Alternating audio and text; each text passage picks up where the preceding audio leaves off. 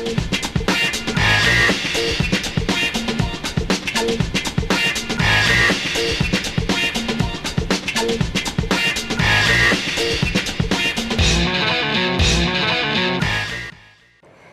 mitra TA TV, berjumpa bersama dengan Novit Sosendar dalam program kesayangan Anda Special Talk Show. Kali ini kita sudah bersama dengan Badan Promosi Pariwisata Daerah Kota Surakarta dan juga saat ini ya di samping Novit sudah hadir Ketua BPPD Kota Surakarta Ibu Retno Wulandari. Halo Ibu Retno, apa kabar? Sehat, salam sehat buat semuanya pemirsa TA TV dan juga Mbak Opit pastinya. Terima kasih, sehat dan juga terus cerah ya, merekah nih wajah Ibu Retno, selalu cantik dari dulu nggak berubah. Di samping Ibu Retno juga sudah hadir Bapak Andre Rahmanto, Wakil Ketua BPPD Kota Surakarta. Pak Andre, apa kabar Pak? Kabar baik. Kabar baik. Agak sedikit tegang, santai aja Pak Andre. Nah, gitu ya. Lebih asik gitu kalau kita nggak tegang. Nah, kalau sampingnya Pak Andre juga sudah hadir, ini Pak Prisiswanto, Sekretaris BPPD Kota Surakarta. Halo Bapak, kabar baik juga nih? Alhamdulillah, baik, sehat Mbak Fit. Sehat ya, Harus semuanya udah luar biasa dapat berkumpul bersama dengan pemirsa tentunya ya di Special Talk Show kali ini. Dan temanya juga sangat menarik nih pemirsa ya, peran BPPD dalam pengembangan dan kemajuan pariwisata di Kota Surakarta. Nah seperti yang kita ketahui bahwa pandemi COVID-19 ini sudah melanda cukup lama ya, hampir 2 tahun. Nah nanti kita akan tanya nih, peran BPPD ini apa saja dalam proses pengembangan dan kemajuan pariwisata. Namun sebelumnya kita juga perlu kenalan dulu dong, karena kalau nggak kenal nggak sayang kan. Nah BPPD terlebih dahulu kita akan bertanya kepada ketuanya Mbak Retno. Aku panggilnya Mbak Retno nggak apa-apa ya? Boleh, Mbak ya? malah seneng. Biar awet muda gitu biar kan. Awet muda kan. Bener. Nah Mbak Retno ini mungkin pemirsa atau mitra TA TV ada yang belum tahu tentang BPPD Kota Surakarta. Mengenai BPPD, monggo silahkan dapat dijelaskan Mbak. Mbak Opi dan pemirsa TA TV, tadi sempat disinggung ya, mungkin ada beberapa yang belum familiar ya, belum familiar dengan BPPD itu apa sih, Badan Promosi Pariwisata Daerah Kota Surakarta.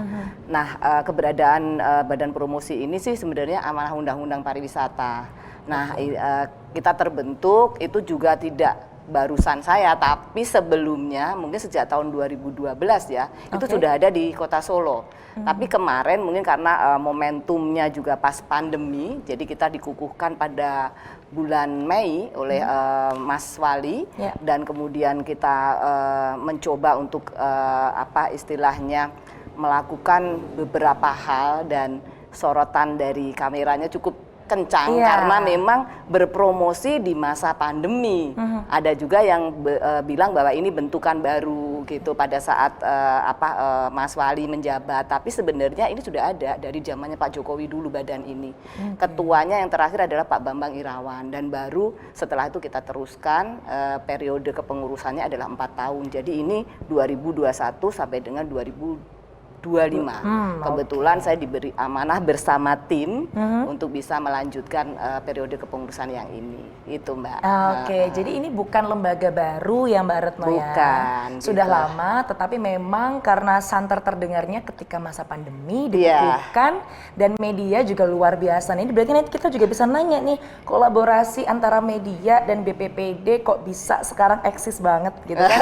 Pasti juga penasaran ya. Nah, kalau tadi sudah disampaikan Mbak Retno mengenai BPPD itu apa, tapi kita juga perlu tahu mengenai sejarah terbentuknya BPPD dan kapan dikukuhannya pun sudah dijelaskan. Nah, terus unsur-unsur apa saja yang ada dalam komposisi kepengurusan BPPD ini, Mbak? Jadi BPPD itu ada di beberapa kota di Indonesia, Mbak Opi ya. Memang tidak semua kota ada, tapi contohnya Bali ada, Jogja ada, kemudian Sleman juga ada, Semarang juga ada, dan berbagai kota yang lain gitu. Jadi kalau unsur-unsurnya secara undang-undang yang ada di situ adalah ada unsur akademisi, kemudian ada unsur PHRI, kemudian asosiasi ya di situ ya, ada Asita juga gitu, kemudian juga ada dari Airlines, kemudian juga ada dari media. Yang menarik dari komposisi kepengurusan tahun ini ya, kita sekarang sama-sama mengerti bagaimana atraktifnya sosial media, maka ada Mas Sadrah ya. Mas Sadrah ini adalah penggiat sosial media yang ini mewarnai komposisi kepengurusan di periode ini. Begitu. Oke, baik. Kalau untuk Mbak Retno, Ovid boleh pindah ke Mas Andre ya. Ini Mas sama Mas semua aja deh ya. Biar lebih muda gitu kan. Lebih muda. Ya kan? Muda. Setuju ya Mas ya? Setuju. Kalau Mas Andre nih, tadi sudah disebutkan tentang komposisi di setiap kota itu ada unsur-unsur yang wajib ada. Tapi penambahan unsur lain, apakah dimungkinkan terjadi, Mas Andre? Ya, saya kira dimungkinkan ya sejauh dengan acuan pada undang-undang itu dan menyesuaikan dengan karakteristik di Wilayah masing-masing tersebut daerah. ya. Ya, Begitu. Kalau di Kota Solo ada tidak unsur yang ditambahkan selain yang harus ada? Ya, jadi misalnya seperti tadi yang disebut Mbak Retno, sosial media misalnya. Itu kan di undang-undang hanya menyebut media konten saja. Nah, itu Tapi tidak terspesifikasi media sosial atau cetak gitu ya Mbak ya?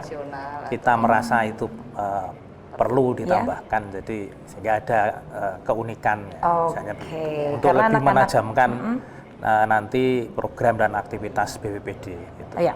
Oh berarti ini punya akun media sosial sudah? Ada. Oh apa tuh kalau boleh tahu? biar Instagramnya BPPD Solo. BPPD Solo ya. Iya. Jadi buat mitra TA TV yang mungkin pengen lihat atau pengen tahu apa saja kegiatan BPPD bisa langsung cek di sini ya Mbak ya. @BPPD Surakarta. Solo, Ya. oke. Solo ya pemirsa. Nah kita geser lagi nih ke Mas Pri nih ya. Mas, boleh dong kita dikasih tahu juga tugas, fungsi, dan tanggung jawab dari BPPD Kota Surakarta sejauh ini, silahkan. Baik Mbak Wit, jadi kalau tugas fungsi sebenarnya secara umum tadi dari Mbak Retno sudah cukup disebutkan ya, tapi memang secara garis besar memang kita berada di lini promosi sebenarnya dari fungsinya. Jadi memang untuk mempromosikan kota terutama di sektor pariwisata. Selain di promosinya sendiri, memang kita lebih pada koordinasi promosi pariwisata. Jadi karena tadi disebutkan kita itu kan terdiri dari multi stakeholder ya. Nah ini bagaimana agar promosi pariwisatanya itu bisa terintegrasi. Jadi istilahnya kalau kita berbicara itu satu frekuensi bersinergi gitu ya Mas ya. Jadi bisa BPPD ini harapannya bisa menjadi semacam dirijen ya untuk menselaraskan promosi dari masing-masing stakeholder itu untuk bersama-sama tentunya ya untuk mencapai tujuan daripada dibentuknya badan promosi sendiri ini. Jadi memang kalau salah satu tujuannya kan untuk meningkatkan citra pariwisata. Selain itu juga memang untuk meningkatkan kunjungan wisatawan baik domestik maupun internasional. Kurang lebih itu Mbak. Dan kalau misal ini kita melihat situasi di mana pandemi masih terjadi di Indonesia seperti yang kita ketahui. Kemudian kegiatan yang bisa diadaptasikan dengan keadaan sekarang nih gimana Mbak Retno? Ya, ini yang menarik. Iya, betul. Yang menarik. Tadi Mas Pri saya sambung ya, mempromosikan tapi situasinya lagi mobilitas dibatasi ya. Betul. Promosi tadi adalah promosi pariwisata untuk dunia usaha. Ya, jadi yang kita sinergikan adalah itu. Nah, kemudian juga bahwa BPPD ini merupakan partner dari pemerintah. Nah, terkait dengan pandemi, tentu saja ada challenge ya, ada tantangan bagaimana kita membangun satu komunikasi yang efektif terhadap keberadaan satu kota. Karena kita mesti paham juga, mesti mengerti juga bahwa pada saat ini di situasi pandemi, walaupun kita mobilitas dibatasi, brand Kota Solo ini nggak boleh turun. Jadi awareness terhadap kota ini juga harus dibangun dengan narasi-narasi positif. Jadi apa yang dikerjakan oleh BPPD melalui berbagai isu prioritas, ada 7 isu prioritas yang kita bangun sampai dengan nanti 2025, itu adalah salah satunya adalah isu CHSE. Ini adalah bagaimana sebuah sebuah kota atau destinasi atau yang ada di dalamnya itu menyiapkan diri untuk menerima wisatawan dengan standar sertifikasi mengenai kebersihan, keamanan, kemudian keberlanjutannya dan juga tentu saja segala hal yang sudah diatur. Termasuk juga bagaimana kita membangun narasi mengenai percepatan vaksinasi. Nah, kita sama-sama paham bahwa vaksinasi ini menjadi game changer ya saat ini. Jadi mereka merasa lebih trust jika satu kota proses vaksinasinya berjalan dengan cepat. Nah, dua konten isu inilah yang kita suarakan terus, kita narasikan terus, termasuk juga Solo ini dikenal sebagai kota yang nyaman, kota yang paling nyaman. Nah ini kan aset ya. Jadi reputasi-reputasi yang dibangun terhadap kota ini berangkat dari memang kita punya begitu banyak modal untuk menceritakan bahwa kita juga segera layak untuk dikunjungi jika nanti pandemi sudah mereda, ataupun kalaupun belum pun kunjungan itu sesuai dengan protokol kesehatan dan kita siap. Kira-kira itu yang terus kita lakukan, kita suarakan adalah itu. Tentu dengan platform-platform yang saat ini bisa diterima. Karena kita nggak bisa ketemu secara langsung, maka kita bisa bertemu secara virtual. Kita bisa menyuarakan lewat media massa, media digital. Nah, seperti itu yang kita lakukan, Mbak. Oke, jadi tetap produktif walaupun memang semuanya serba terbatas ya, Mbak. Ya, serba terbatas dan kita juga harus punya empati. Ya. Empati, jadi kita nggak bisa yang istilahnya, ayo let's go to Solo, tapi memang situasinya belum memungkinkan untuk orang istilahnya datang ke kota ini karena berbagai rangkaian aturan gitu. Makanya dengan empati yang tinggi, dengan situasi yang ada, promosi ini harus dilakukan dengan cermat dan hati-hati. Iya, gitu. Dan proporsional juga. Proporsional dan tentunya juga aman untuk pengunjung, wisatawan maupun yang kita yang menyajikan juga ya, Mbak. Betul. Nah ini ngomong-ngomong kita sedikit bahas tentang PPKM yang udah turun level nih, boleh ya Mbak ya. Tapi kita geser ke Mas Andre ya. Nah Mas Andre ini kan kita sudah ada di level yang sedikit menurun dari sebelumnya. Kalau dilihat di lapangan nih Mas, dari fakta yang terjadi, apakah kunjungannya sudah mulai banyak? Nah itu pertanyaan Mbak Retno sama Mas Pri itu yang gitu. Jadi geser ke Mas Pri dulu boleh ya? Dia dari praktisi, kalau saya dari akademisi. Oke, kita geser ke Mas Pri dulu. Ya, boleh. Monggo silakan Mas Pri. Baik, jadi kalau kita melihat situasi di lapangan ya Mbak Vidya. Jadi saat ini barangkali mungkin kita sudah sering mendengar bahwa di beberapa daerah, terutama di lebih ke spesifik ke daerah dingin kelihatannya. Kalau kemarin di Bogor sempat tren ya, terjadi kemacetan di mana-mana. Dan sekarang terakhir kemarin di Tawangmangu juga sama. Artinya apa? Bahwa saat ini dengan penurunan level yang sekarang 3 ada pelonggaran, ternyata beberapa daerah memang sudah mulai terjadi pergerakan dari wisatawan. Namun yang perlu kita kita amati selama ini bahwa wisatawan ini adalah lebih pada wisatawan lokal atau masyarakat sekitar daerah itu yang memang mungkin karena sudah terlalu lama di rumah ya, jadi melepas kepenatan, mereka pengen hang out aja sebenarnya, dan itu biasanya lebih terjadi pada Sabtu Minggu. Sabtu Minggu grafiknya selalu di ujung naik ya Pak ya? Biasanya di tempat-tempat dingin untuk orang yang ngadem lah istilahnya ya. Kalau kita mungkin di Karanganyar gitu, di Tawangmangu. Iya di Tawangmangu gitu itu kan kemarin yang sempat ramai juga, sempat viral juga. Oke.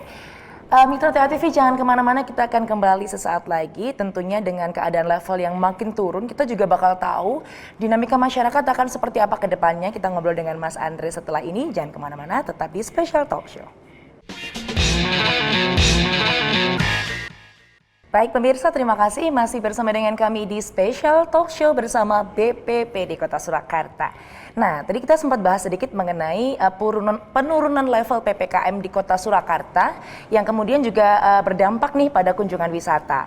Nah, kalau dilihat dari mungkin sisi psikologis masyarakat ya pemirsa ya, apakah masih ada ketakutan untuk berwisata atau tidak menurut Mas Andre nih kita lihat? Karena memang levelnya sudah mulai turun meskipun masih ada kasus. Nah, ini menurut Mas Andre gimana? Ya, saya kira masyarakat memang tetap harus mengikuti anjuran pemerintah ya. Jadi lihat daerahnya ada di level berapa. Nah kalau di Solo memang ya karena sudah turun, ada beberapa tempat yang boleh dibuka, mari silahkan gitu ya. Kita juga teman-teman di pariwisata, hotel, kemudian dari PHRI, Asita dan sebagainya juga sudah mulai ada aktivitas, tapi sesuai dengan batasan-batasan itu. Jadi ini kita respon dengan baik ya, dari sisi pariwisata, dan mudah-mudahan kasusnya juga terus turun, level PPKM-nya turun lagi sehingga teman-teman pariwisata di Solo ini bisa mulai beraktivitas lagi. Tetapi memang ini kita bergerak juga pariwisata tidak bisa hanya kota Solo sendiri. Jadi ini ada rangkaian dengan Solo Raya dan sekitarnya. Gitu. Jadi Berdelus ya Mas? Ya, jadi pariwisata selalu wilayahnya itu berkaitan gitu ya. Jadi tidak bisa hanya untuk kota Solo Betul, saja ya. gitu ya. Nah, itu yang perlu juga harus diperhatikan. Tapi secara umum tentu saja masyarakat yang ingin berwisata dan sebagainya kita sangat menyambut baik, dan dari Badan Promosi itu tadi seperti disampaikan Mbak Retno juga, meskipun masa pandemi kita juga ada aktivitas terus sesuai tugas yang diberikan kepada kita untuk mempromosikan Kota Solo secara terpadu berkelanjutan gitu ya, tidak hanya di masyarakat Solo Raya sendiri tapi juga kita punya target market gitu ya, nasional. Ada beberapa daerah yang menjadi fokus kita gitu ya, DKI, Jawa Tengah, Jawa Barat itu adalah, Jawa Timur juga adalah target utama dari kita untuk yang diundang datang ke Solo. Juga ada beberapa negara, ya itu juga kita sudah punya mappingnya, sehingga itu yang menjadi prioritas kita, promosi kita itu terarah gitu. Jadi tidak ke semua kita tidak bisa fokus, dan ukurannya tadi tidak bisa dipantau. Jadi kita lihat tingkat keberhasilannya nanti juga dari situ. Tapi memang kebetulan kita pas masa pandemi, jadi ya ini agak bergeraknya sedikit direm dulu kan. Pariwisata itu termasuk yang paling terkena dampak. Jadi sektor yang paling terpukul adalah pariwisata karena ada pembatasan perjalanan. Jadi itu selalu berkaitan dengan sektor kesehatan. Jadi di situ. Iya.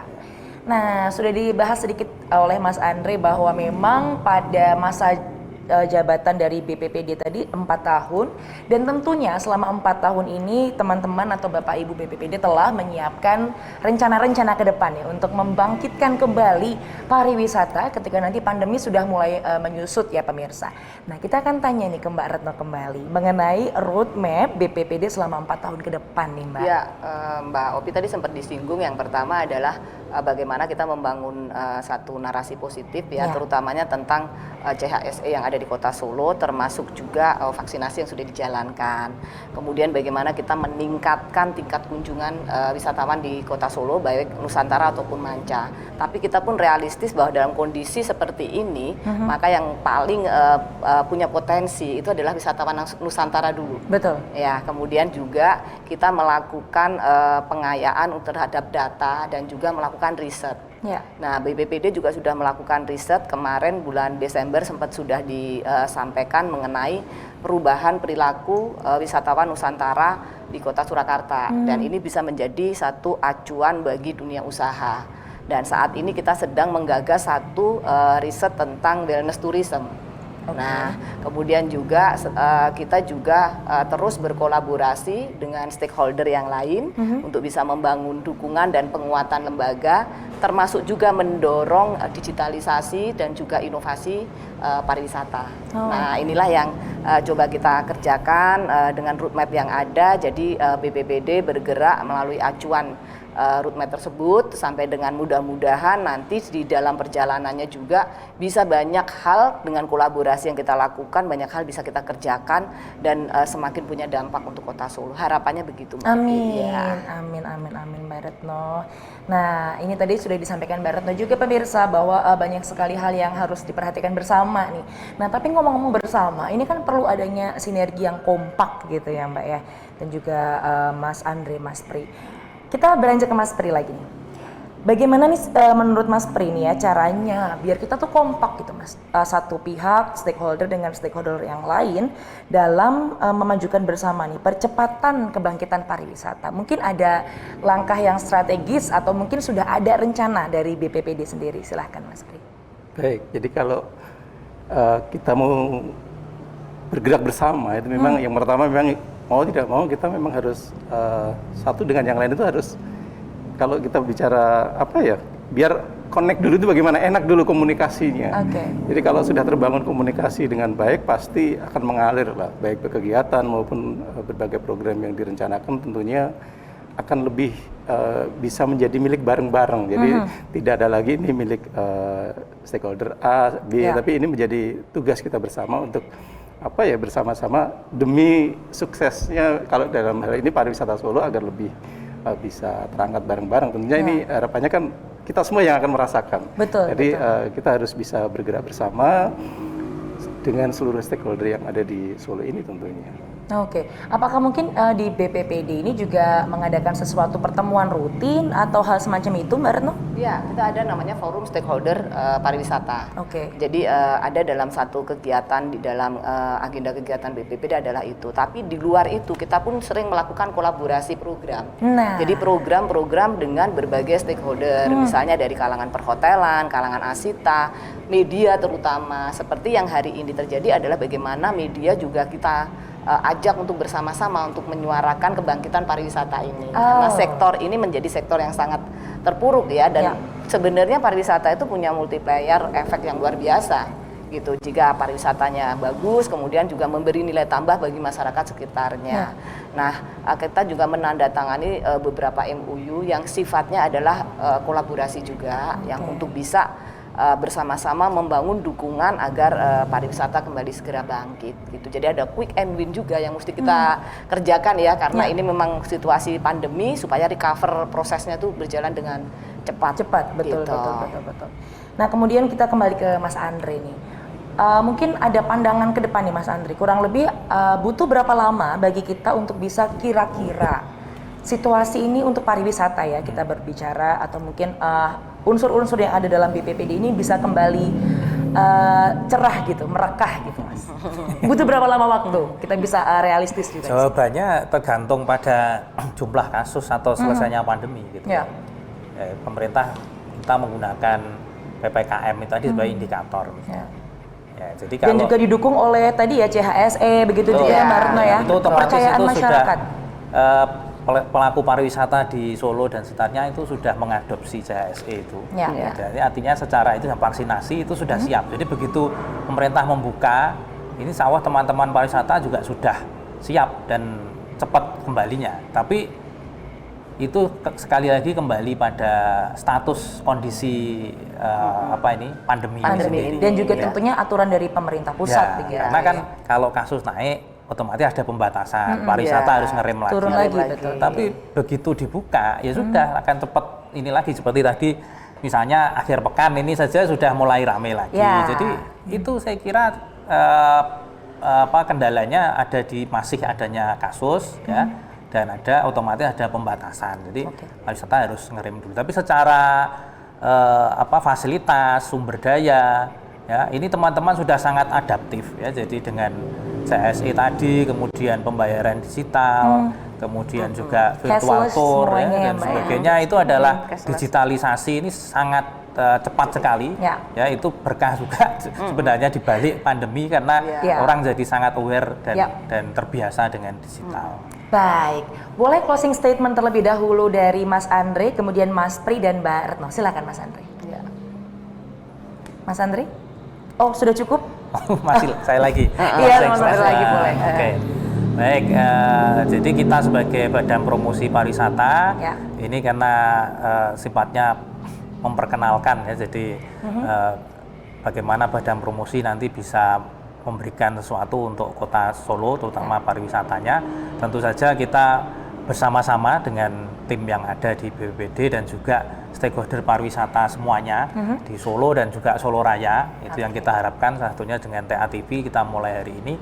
Jadi masyarakat semakin aware keberadaan BPPD dan kita bisa menjadi perekat gitu ya di antara para pelaku stakeholder pariwisata semuanya, sehingga promosi pariwisata Kota Solo dan juga Solo Raya itu bisa berkelanjutan ya, terkonsep ya, kita punya roadmap dan sebagainya, sehingga apa yang pengen kita capai tujuannya itu bisa juga cepat tercapai. Amin, amin. Kita bergeser ke Mas Pri, silakan Mas untuk closing statement bagi mitra TATV. Baik, pariwisata itu kan identik dengan orang traveling ya, artinya pergerakan orang dari satu daerah ke tempat yang lain. Artinya apa? Bahwa ini sangat rentan kalau situasi sekarang ini statusnya tidak segera landai atau turun, mau tidak mau pariwisata tidak akan bisa bergerak begitu ya. Jadi harapannya masyarakat dengan hari ini tentunya dengan situasi ini harus bisa berkolaboratif ataupun juga partisipatif terhadap segala ketentuan ataupun juga aturan-aturan yang sudah dibuat sehingga kasus bisa segera turun. Dan tentunya kami dari unsur pariwisata ini sebenarnya sudah menyiapkan dari sekian waktu yang lalu, dan kami juga sudah siap. Melalui Badan Promosi kita akan terus menyuarakan agar kesiapan ini bisa diketahui oleh masyarakat, dan masyarakat siap nanti pada saatnya setelah situasinya reda itu untuk melakukan perjalanan sudah tidak khawatir lagi. Dan pariwisata bisa segera kembali recovery.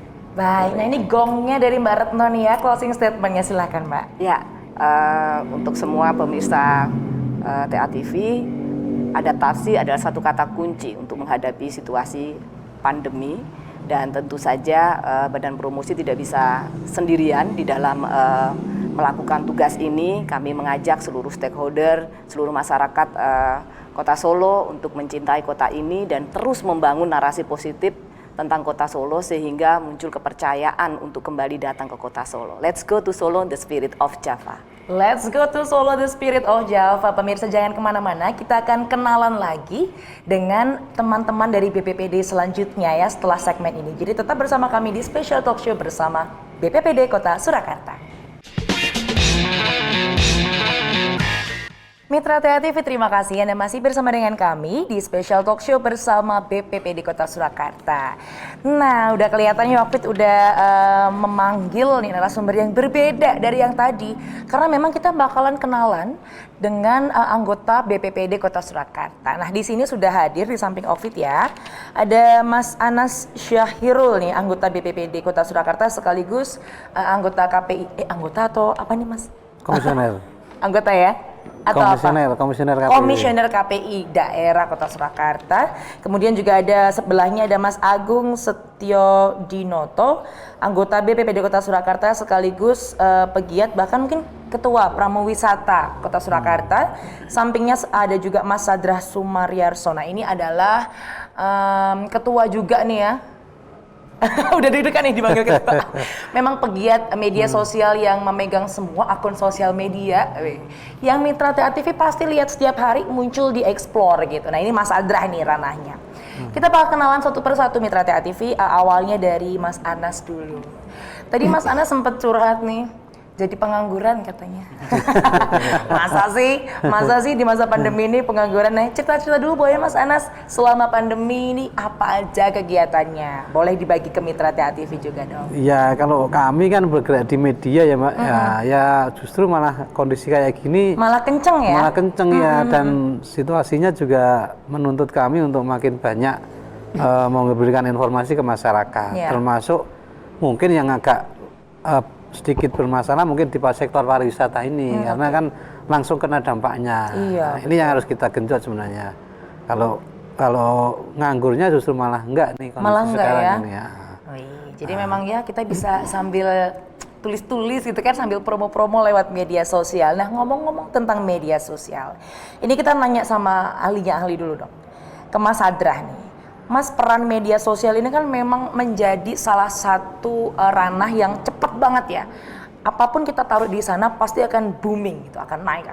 Nah, ini korelasinya dengan keadaan pariwisata saat ini, terutama sebagai fungsi BPPD juga tadi disampaikan oleh Mbak Retno, bahwa memang salah satu tugasnya adalah mempromosikan. Nah, ini lewat media sosial ini kiat-kiatnya kayak apa nih, Mas? Ya, sebelumnya saya nggak terlalu ahli, Mbak. Gimana? Nggak terlalu ahli. Kalau ahlinya ahli itu nggak terlalu ahli. Oh, nggak terlalu ahli.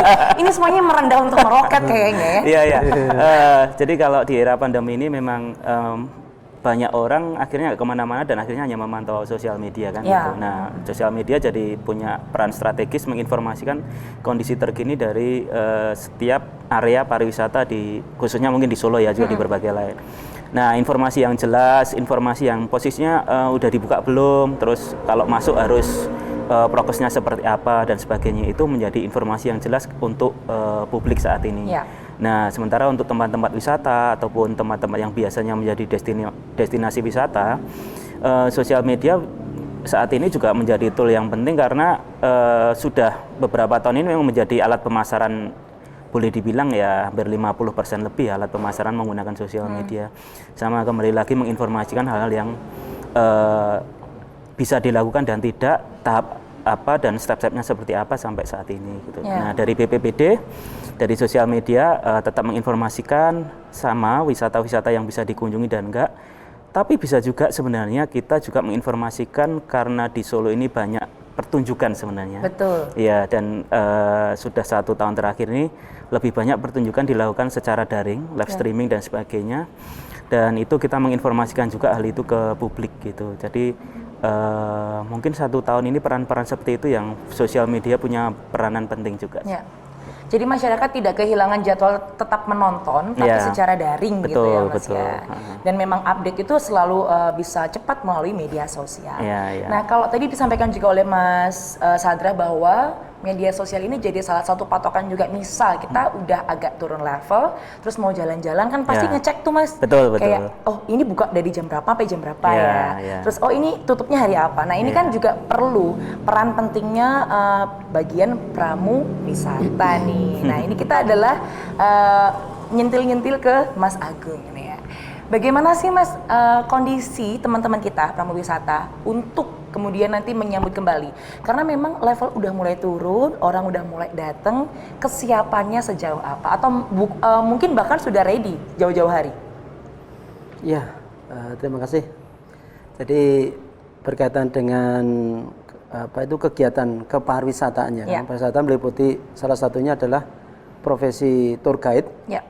Di mana untuk terjadinya kegiatan ini kan kalau kondisi normal, namanya juga pariwisata yang dijual kan salah satunya adalah kenyamanan, keamanan.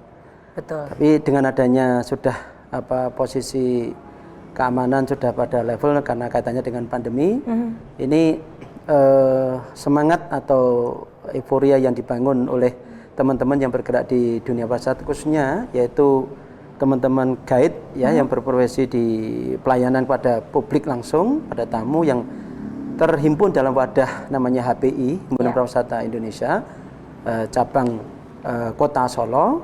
Nah ini kita terus-menerus kok, artinya untuk peningkatan SDM ya, yaitu dengan cara baik yang sifatnya langsung head to head ataupun yang virtual, karena sekarang baru masuknya di IT, karena kalau mau mobile keluar kan belum bisa maksimal, sehingga paling kita berbagi yaitu menginformasikan potensi-potensi yang ada dengan cara teman-teman, ada yang dengan YouTube membuat konten-konten tadi yang berkolaborasi dengan siapa ya, para media para medsos itu ya, untuk Telegram dan sebagainya. Ya intinya kita teman-teman sudah mulai menerapkan itu tadi sembari menunggu betul-betul kondisi pandemi sudah mulai ibaratnya itu di level 1 atau sudah aman, kita siap semuanya dengan broadcast yang sudah kita bangun sedari awal, yaitu dari yang sudah diadakan oleh pemerintah. Berarti sudah vaksin juga gitu vaksin, ya Mas ya? Betul. Sudah lengkap ya? Ya, salah satunya itu karena sekarang apa-apa harus dengan dengan aplikasi vaksin. Juga. Aplikasi, nah ya. itu. Peduli dan lindungi. Peduli dan lindungi, benar. Nah itu. Itu juga menambah kepercayaan masyarakat juga kan masalahnya. Betul. Karena memang teman-teman tour guide atau pramu wisata ini menjadi garda terdepan ketika kita melakukan perjalanan wisata. Nah ini kalau Mas Agung, aku juga penasaran nih, teman-teman tour guide atau pramu wisata sejauh ini Mas, ada nggak mungkin suara yang sampai ke Mas Agung tentang kondisi saat ini? Biar masyarakat juga memahami dari sudut pandangnya teman-teman. Ya, jadi semuanya memang berdampak, semuanya kena. Tetapi pariwisata itu dibutuhkan ketika orang sudah mengalami puncak stres. Iya. Orang piknik itu pasti penting dan perlu. Walaupun itu hanya dekat-dekatan, namanya juga mobilitas itu penting. Nah, yang paling menarik itu memang orang yang sudah bahagia dibahagiakan. Orang yang stres harus mendapatkan bahagia ya dengan cara apa? Piknik. Berwisata itu satu-satunya ya meredam, mereduksi daripada kepenatan yang sudah tertahan, sudah terbungkus 2 tahun. Iya. Ini makanya semuanya saling keterkaitan tadi semuanya, gitu. Ya. Dan dalam keterbatasan ini Mitra TA TV kita juga tahu bahwa memang ya mau tidak mau harus tahan dulu, sabar dulu. Nah ini juga peran penting dari media ini bisa memberikan inspirasi atau mungkin sudut pandang lain dalam menikmati sebuah perjalanan. Ini gimana Mas Anas kira-kira? Iya betul Mbak Okvid ya. Jadi apalagi sekarang ya masyarakat pasti butuh hiburan gitu ya, hiburan, kemudian jika dia butuh informasi yang lengkap, tipikal pasca COVID ini atau mungkin setelah COVID ini, orang kan nggak gampang, artinya percaya begitu saja. Ya, pasti betul. dia akan mencari referensi-referensi, misalnya kunjungan ke sini kira-kira aman nggak? Ya.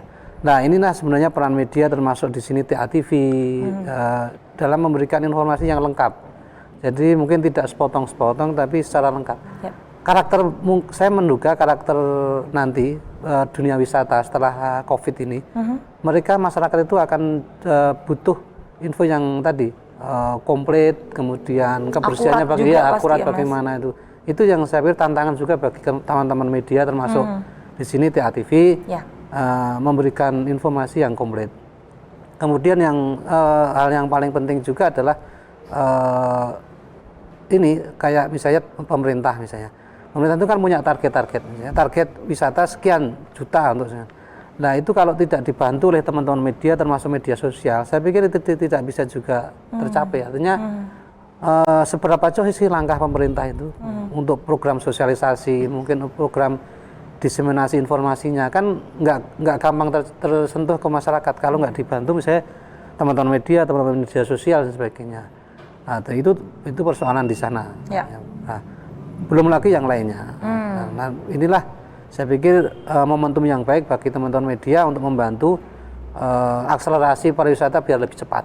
Nah, akselerasi pariwisata biar kembali bangkit. Tapi tunggu dulu, kita jeda sejenak, kembali sesaat lagi pemirsa, jangan kemana-mana. Terima kasih Mitra TATV, Anda masih bersama dengan kami di Special Talk Show bersama dengan BPPD Kota Surakarta. Nah ini menjadi menarik karena memang peran media sosial ini menjadi salah satu lini terdepan semasa pandemi untuk meningkatkan pariwisata secara virtual tentunya. Nah ngomong-ngomong secara virtual ini tadi kan menjadi hal yang penting ya biar masyarakat tuh nggak bosan-bosan banget di rumah. Coba kita geser ke Mas Sadrah lagi. Mas, menurut Mas Sadrah juga ini, tingkat kebosanan masyarakat bila dilihat dari mungkin kalau 24 jam satu hari itu orang bisa 20 jam tuh lihat media sosial, ya kan Mas? Nah ini menurut Mas Sadrah ini gimana? Salah satunya mungkin dari media sosial bisa menghadirkan apa yang setidaknya tuh orang melihat kayak wah paling nggak terobati sejauh ini. Monggo silahkan. Kalau dari media sosial sebenarnya kan lebih banyak kayak flashback beberapa tempat wisata yang sangat menarik gitu. Cuma belum bisa dikunjungi gitu. Nah, melihat nanti jadi list ya, kunjungan gitu kan? Iya, melihat sekilas gitu setidaknya terobati ya. Apalagi yang punya kenangan di situ. Aduh, tidak dibahas sih loh. Iya, karena itu salah satu poin orang berwisata itu kan sebenarnya kenangan di situ. Nah, di media sosial itu ketika mengkampanye atau mempromosikan wisata itu bukan hanya soal tempat yang menarik, tapi biasanya membangun kenangan di situ juga. Nah, di era sekarang orang sudah pengen wisata tapi nggak bisa. Oke lah, diinget-inget dulu aja kenangannya seperti apa gitu. Nextnya kalau ke sini mau sama siapa misalkan atau mau ngapain misalkan gitu bisa di situ juga gitu. Nah, kalau apakah media sosial kemudian akan memberi obat semuanya, kayaknya enggak. Memang harus akhirnya ada masanya nanti harus datang ke tempat, merasakan sendiri, sensasinya terasa dan sebagainya, kayak gitu. Jadi memang setidaknya kita udah punya gambaran nanti mau kemana, mau ngapain, sama siapa. Misal belum tahu mau siapa, cari dulu. Iya, cari di komen. Cari korban. Jadi ntar kalau udah dibuka PPKM-nya udah tahu, langsung meluncur gitu. Nah kesiapan dari nanti kalau let's say begini, suatu saat mungkin 1 bulan lagi atau mungkin kurang dari itu, kasus semakin turun, kemudian PPKM dihapus. Pasti masyarakat sudah semakin percaya dan ingin keluar dari rumah. Nah ini salah satu strategi apa yang mungkin dimiliki oleh HPI dalam nanti mengatasi ini tingkat lonjakan wisatawan yang mungkin terjadi sesaat lagi beberapa bulan ke depan gitu. Atau sebulan ke depan deh biar nggak usah lama-lama Mas. Mas Agung silakan. Ya, terima kasih. Jadi dari trial, effort and trial dari teman-teman yaitu untuk mengantisipasi ataupun nanti untuk menjemput bola setelah pasca pandemi ini, kita segmennya sudah berubah. Yang biasanya itu mass ya, kita tourism artinya berbondong-bondong yang banyak-banyak, sekarang lebih kecenderungan family. Family trip semacam itu. Jadi mereka akan mendapatkan sebuah kenikmatan. Ya, karena memang trennya memang harus berubah gitu. Setelah dari sekian masyarakat yang melihat yaitu melihat produk kegiatan wisata itu di virtual tuh. Yang disajikan baik oleh event organizer atau biro perjalanan wisata ataupun travel agent ataupun yang ya teman-teman media juga yang telah mengupload yang dalam bentuk virtual tadi, sehingga mereka bisa memilih ini loh tempat-tempat yang dan kecenderungan adalah yang sifatnya terbuka, yang alam, di ruangan nature. terbuka ya Mas ya. Iya, yang nature. Karena mereka butuh apa? Butuh refresh betul, yaitu sentuhan kepersataannya menyentuh apa? Yang dirasakan oleh indera.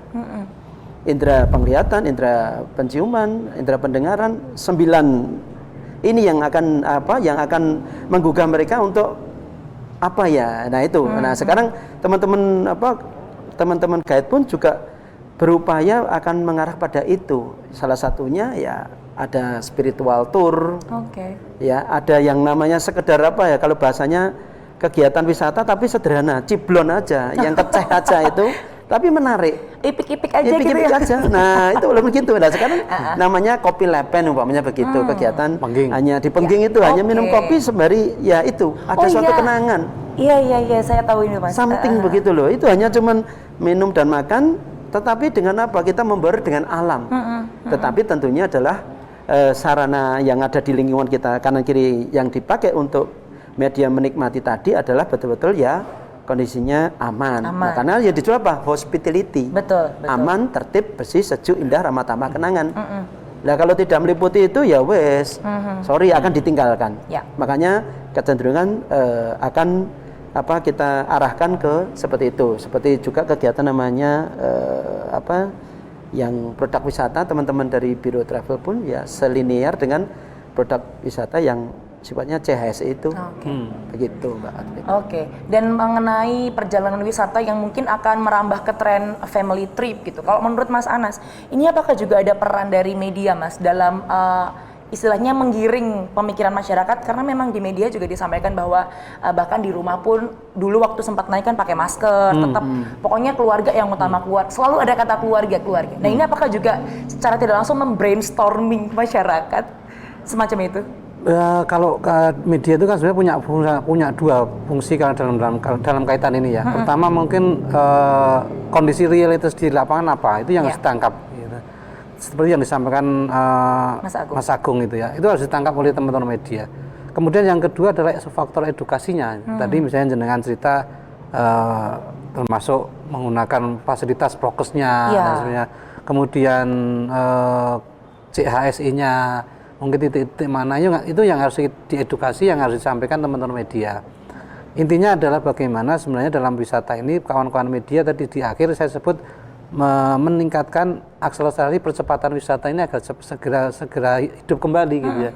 Ini kan hampir 2 tahun kan terhenti ya, stagnan itu ya. Dan kita tahu bagaimana keluh kesah teman-teman di sektor ini kan. Makanya ini harus segera dibangkitkan dengan tentunya adalah mempertimbangkan faktor-faktor kayak kesehatannya, keamanannya itu. Nah ini faktor medianya di situ, faktor edukasinya kan di situ. Nah nanti kita harus punya tanggung jawab untuk menyampaikan persoalan-persoalan tersebut. Apalagi ya kita itu nggak usah nunggu berbulan-bulan. Mungkin sekarang aja udah pada rindu ya. Kalau dulu kita mungkin hanya rebahan itu kan generasi rebahan. Sekarang yang rebahan orang-orang tua suka rebahan aja. Nah, mereka sudah nggak sabar untuk bangkit, bergerak, ya berhalu-halu, bersantai-santai itu sebuah kerinduan. Ya sederhana, datang ke sungai sambil hahihi, pulang lagi udah seneng. Nah, karena masih banyak yang belum tutup, belum buka. Solo aja yang baru boleh dikunjungi baru Njuruk sama Palikambang kan begitu. Ya mungkin kayak Mangkunegaran, kalau Tamisan sifatnya sangat terbatas. Dan hanya di depan aja gitu. Nah, ini saya pikir juga masyarakat menyadari bahwa sudah sangat rindu, tapi bagaimana ini kerinduan masyarakat dan faktor kesehatannya juga harus dijaga bersama-sama. Betul. Nah, kami nanti media termasuk media sosial punya peran di sana. Ya, bersabarlah sebentar sambil kita mengedukasi gitu. Ya. Oke, kita sudah menuju ke closing statement. Ternyata nggak kerasa setengah jam ini cepet banget ya Mas ya. Kalau ngomongin hal menarik tuh emang nggak berasa pemirsa. Nah sekarang kita akan dengarkan terlebih dahulu closing statement dari Mas Sadrah terlebih dahulu. Mas, bagaimana mengatasi ketidaksabaran masyarakat untuk berwisata di masa pandemi? Silakan. Oh iya. Mungkin singkat aja boleh, biar masyarakat nggak makin sedih gitu. Oh iya. Mungkin salah satu tipsnya di situasi seperti ini, mungkin di sosial media cari informasi tentang wisata yang disukai. Kemudian ketika melihat wisata yang disukai, biasanya gunakan itu untuk men-trigger memori, kenangan yang bahagia. Jadi itu akan memunculkan kebahagiaan dia walaupun nggak datang ke lokasi gitu. Jadi carilah tempat-tempat yang memang disukai. Tapi kalau yang nggak disukai, mending jangan dilihat gitu. Jadi kan tujuannya wisata kan bikin bahagia. Nah, jadi sementara ya cari aja informasi yang bisa men-trigger memori kebahagiaan dia di mana. Oke, singkat pada jelas ya Mas Sadra. Dan jangan lupa pastiin mau sama siapa ke sana. Itu lagi ya. Geser ke Mas Agung nih. Kalau Mas Agung sama mungkin pertanyaannya, tapi lebih ke mungkin lebih ke gini, ke teman-teman pramuwisata juga. Silakan. Ya, pada teman-teman, jadi pelaku wisata, khususnya teman-teman guide, memang ini kita masih masa berjuang, tetapi perjuangan itu akan segera kita nikmati hasilnya setelah pandemi berakhir. Berwisata tetap dan harus, karena kita butuh bahagia, tetapi kesehatan atau protokol kesehatan tetap harus kita jaga untuk kebaikan kita semuanya. Berwisata dan sehat tetap akan berjalan. Mari kita jaga bersama. Oke, mari kita jaga bersama. Nah terakhir nih dari Mas Anas nih, ini gongnya ini. Bung gitu. Kalau dari Mas Anas nih Mas, boleh disampaikan ke masyarakat juga dong. Biar nanti ketika sudah mulai landai, PPKM dihapus, nah ini bisa langsung berpikir seperti saran Mas Sadrah, oh aku mau kesini. Saran dari Mas Anas bagaimana? Ya kuncinya sebenarnya kan di kita semua Pak. Semakin kita makin disiplin dengan prokes, makin disiplin dengan pencegahan dan penularan COVID ini, saya pikir semakin segera normal kembali. Gitu. Nah, ketika itu sudah normal kan bagaimana kemudian kita menyambutnya juga dengan tidak euforia yang berlebihan begitu. Ya mari kita kontrol bersama-sama. Ya ini bersabar pelan-pelan tapi pasti gitu. Tapi kalau semua tidak disiplin ya akan kembali lagi keterpurukan itu akan kembali lagi. Jangan sampai nanti gelombang ketiga lah, cukup gelombang ini. Jangan deh. Jangan ya Mas ya. Gitu. Saya pikir itulah 2022 kita sembuh dan kita kembali ke sedia kala. Ya, asik. Amin. Baik pemirsa Mitra TA TV luar biasa. Obrolannya menarik sekali dan kita sedikit banyak sudah berkenalan dengan anggota BPPD Kota Surakarta. Nah nanti tentunya pada episode selanjutnya kita akan membahas lebih spesifik lagi mengenai tema-tema yang favorit juga pastinya.